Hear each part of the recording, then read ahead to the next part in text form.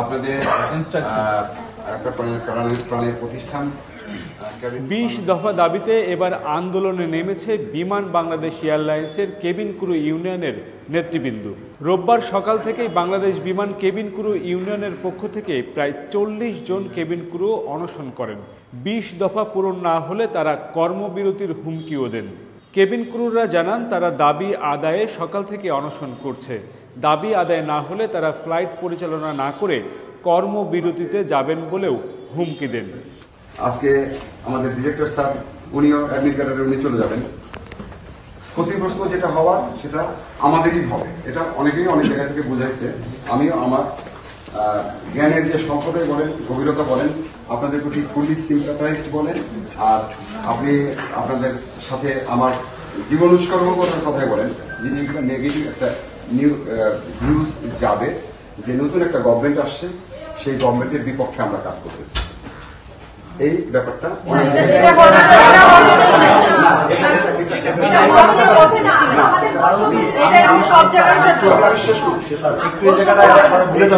Cabin ক্রুদের দাবিগুলোর মধ্যে রয়েছে flight সার্ভিসে সব চুক্তিভিত্তিক কেবিন ক্রু চাকরির স্থায়ীকরণ করা ও পেনশন সুবিধার আওতায় আনা, কোভিডকালীন ক্রুদের যেসব বেতন ও ভাতা কাটা হয়েছিল তা পুনর্বহাল, নতুন নিয়োগপ্রাপ্ত 46 এ ও বি ব্যাচের কেবিন ক্রুদের বেতন ভাতার বৈষম্য দূর এবং সবার জন্য সমান অধিকার নিশ্চিত করা।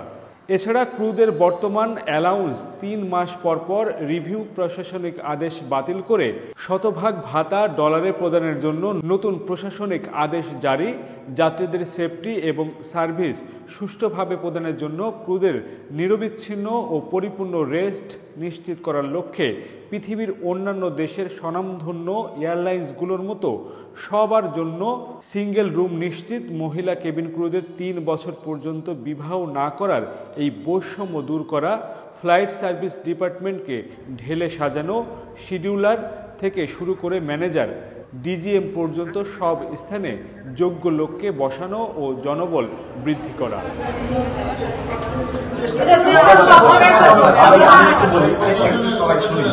বিষয়টা হচ্ছে, প্রথমত আমরা স্মারকলিপি দিয়েছি যেহেতু বৈষম্য বিরোধী একটা আন্দোলনের মাধ্যমে দেশ নতুনভাবে স্বাধীন হয়েছে।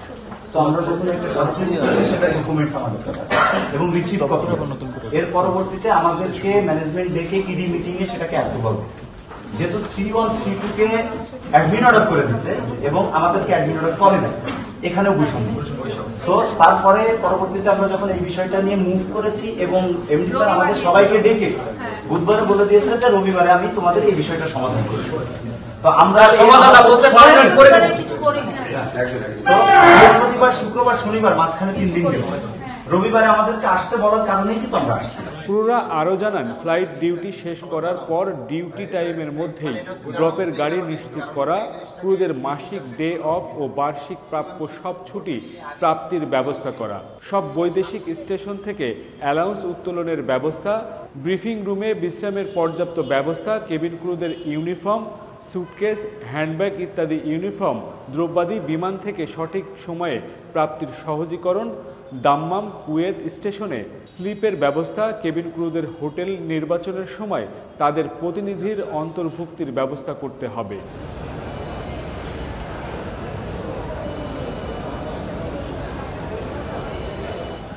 দাবিগুলো নিয়ে 8 অক্টোবর বিমানের সাবেক এমডি ও সিইওকে স্মারকলিপি দিয়েছিল কেবিন ক্রু ইউনিয়নের সভাপতি মোহাম্মদ ফিরোজ মিয়া আবির ও সাধারণ সম্পাদক মোহাম্মদ শামীম আক্তার লোটাস। এমডিকে ওএসডি করার কারণে আজ রবিবার তারা কাস্টম সার্ভিস পরিচালককে এই দাবিগুলো জানান। এদিকে বিমান বলছে, কিছু কেবিন ক্রু চুক্তিভিত্তিক নিয়োগ করা হয়েছে, তাদের 5 বছর পর পর কর্মদক্ষতা বিবেচনায় নিয়ে পরবর্তী সময়ে চুক্তি নবায়ন করা হয়।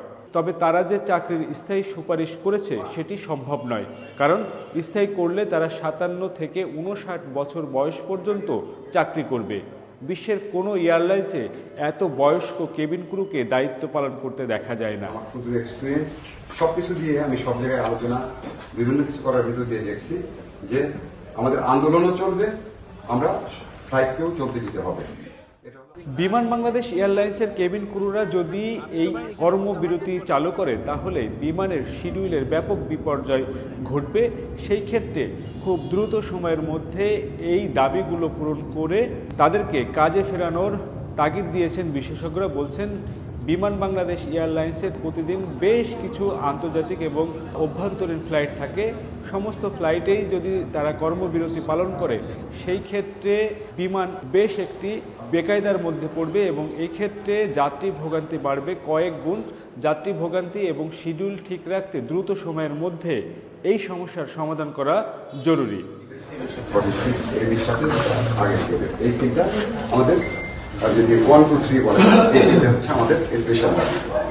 তো এখন যেভাবেই হোক যেটা হচ্ছে কর্মবিরতির একটা কথা চলে এসছে, সেটা হয়তো টিভি স্টলে অনেক জায়গায় দেখানো হচ্ছে। আপনাদের একটা প্রাণের প্রতিষ্ঠান কেবিন বাংলাদেশ বিমান কেবিন ক্রু ইউনিয়নের পক্ষ থেকে আমি একটা জিনিস জানাতে চাই যে আমি জানি না আপনারা কিভাবে নেবেন। ম্যানেজমেন্টের বিভিন্ন লেভেলে আমার কথা হয়েছে, হয়তো এই ম্যানেজমেন্টও আমাদের সিও স্যার অর্থাৎ এমডি স্যারের মতো চেঞ্জ হয়ে যেতে পারে। তারপরেও বিমানের এখন 4 জন ডিরেক্টর আছে, ওনারা জানেন না। আর পরবর্তীতে কোন ম্যানেজমেন্ট আসছে সেটাও একরকম ভাবে শোনা গেছিল কিছুদিন আগে, সেটাও ওইভাবে না হয় অন্যভাবে হতে পারে। বিমানের মধ্যে থেকে হতে পারে, কোন প্রফেশনাল বাইরে থেকে সিও হিসাবে আসতে পারে, আবার শোনা যাচ্ছিল এয়ারপোর্ট থেকেও আসতে পারে। এখন জায়গাগুলো থাকে একেবারে ব্যাকম হয়ে আছে। আমরা যে আন্দোলন করব, আন্দোলন আমাদের চলবে, বা ফ্লাইটকে বসায় দিয়ে যদি আমরা করতে যাই এটা একটা স্যাবোটাজের দিকে যেতে পারে। আমি জানি না আমার সঙ্গে আমার টিমমেটরা অনেকে একমত হবেন না, বাট আমি আমার বয়স, আমার চাকরির দীর্ঘশ্রুতিটা, আমার ক্ষুদ্র এক্সপিরিয়েন্স সবকিছু দিয়ে আমি সব জায়গায় আলোচনা বিভিন্ন কিছু করার ভিতর দিয়ে দেখছি যে আমাদের আন্দোলনও চলবে, আমরা ফ্লাইটকেও চলতে দিতে হবে। এটা হলো আমার বক্তব্য, আমাকে কেউ ভুল বুঝবেন না।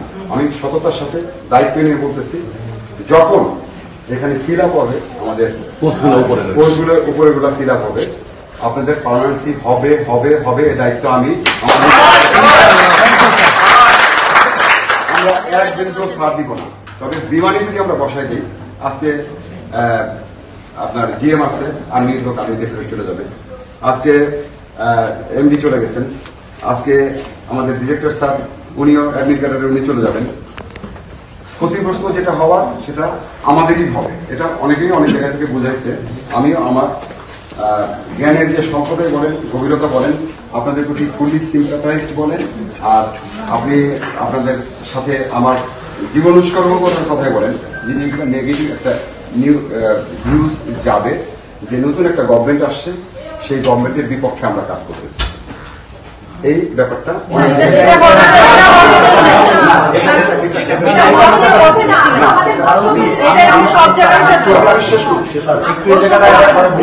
তৃতীয় পক্ষের লোকজন আছে, এখানে আরো অন্যরকম লোকজন আছে, তারা এই নেগেটিভ মেসেজটা দেওয়ার চেষ্টা করবে বিভিন্ন জায়গায়।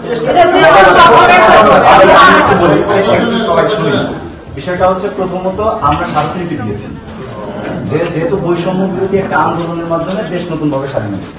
তো আমরা নতুন একটা স্মারকলিপি দিয়েছি, সেটা ডকুমেন্টস আমাদের কাছে এবং রিসিভ কপি।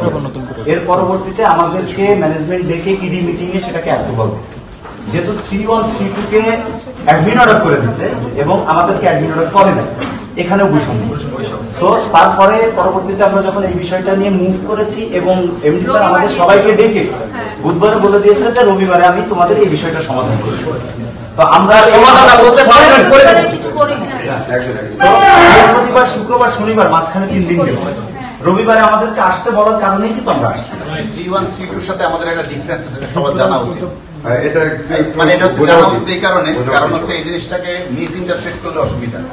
3132 বোর্ড মিটিং এ আগেই ওঠানো ছিল এবং এটা সাব কমিটিতে অ্যাপ্রুভাল দেওয়াও ছিল, শুধু হচ্ছে বোর্ডে অ্যাপ্রুভাল দেওয়া। এমডি যে এটা করছে সেটা হচ্ছে এটা তো বোর্ডে অ্যাপ্রুভাল দিবেই, যেহেতু সাব কমিটি অ্যাপ্রুভাল দিয়ে দিচ্ছে, সে ওইটাই খালি এক্সিকিউট করে গেছে। পরবর্তীতে বোর্ডে প্লেস করলে এটা পাস হয়ে যাবে। কিন্তু এখানে আমার দাবিরও কথা আছে, ঠিক আছে স্যার, আমার যদি ভুল হয় আমাকে শুধরাই দিয়ে। বিষয়টা হচ্ছে যে ক্যাবিন ক্রু যে পোস্ট, এটা তো কোনো ক্যাজুয়াল পোস্ট, এটা পার্মানেন্ট। তো আমার পার্মানেন্ট পোস্টের এগেইনস্টে আমাকে 10 বছর যে ভুগাইছে, এর জন্য প্রথম যে আমাদের নিয়োগটা জিয়াউদ্দিন আহমেদকে দিছে, আমরা বাদ দিয়ে অন্যান্য মামলা করবো। একটা অ্যাকশনে যেতে আমি যাবো, অ্যাকশনে যেতে আমি যাবো, আমি একটু পরে আমার অ্যাকশনে যাবো। আরেকটা ব্যাপার আছে, যখন সি নাম্বার থেকে জি নাম্বার হওয়ার কেস চলছিল, জি নাম্বার হওয়ার না, পার্মানেন্ট হওয়ার বা স্থায়ীকরণের কেস চলছিল, তখন এই কেস চলাকালীন সময়ে ক্যাবিন ক্রুর যে পোস্ট, এটা অর্গানোগ্রাম সেট আপ আপনারা বোঝেন কিনা সবাই আমি জানি না। আগে আমাদের অর্গানোগ্রাম এবং সেট আপে ক্যাবিন ক্রুর পোস্ট ছিল। যখন আমরাই কেস করাইছিলাম আবু সাহেব আসামিকে দিয়ে, টোটাল বহু জায়গায় তাদেরকে নিয়ে গেছে। এই কেস চলাকালীন সময়ে যখন ক্যাবিন ক্রুর যে সেট আপ এবং অর্গানোগ্রাম নাই, সেই পেপারসটা কোর্টে জমা দেওয়া হয়, তখন আমি বন্ধুবর্গকে বলেছিলাম যে এই যে জমা দিচ্ছি আমাদের সেট আপ অর্গানোগ্রাম কোথায়। তো বলছিল যে এটা ওদের যাতে অ্যাবজর্ব করবে না, এই জন্য জীবন একটা দিচ্ছে, পেপারস জমা দিচ্ছে। আমি বলছিলাম যে এটা দেওয়া যায় না কোনো স্বায়ত্তশাসিত প্রতিষ্ঠানে, কোর্টে কখনো মেলাফাইড বা ফেব্রিকেটেড কোনো জিনিস জমা দেওয়া যায় না। তখন থেকে কিন্তু আমরা সেট আপ এবং অর্গানোগ্রামের বাইরে। এখন যেটা আছে সেটা হচ্ছে এয়ারক্রাফট বেসিসে আমাদেরকে 5 সেট করে ক্রু দিয়ে, কতগুলো এফএস লাগবে, এফএসএস লাগবে, জেপি লাগবে, এফপি লাগবে, সিপি লাগবে, ওইভাবে আছে। তার পরিপ্রেক্ষিত আপনারা পার্মানেন্ট হবেন, বিকজ সেট আপের বাইরে থাকলেও এয়ারক্রাফটের যে সেট আপ আছে সেটার উপরে আপনারা পার্মানেন্ট হবেন।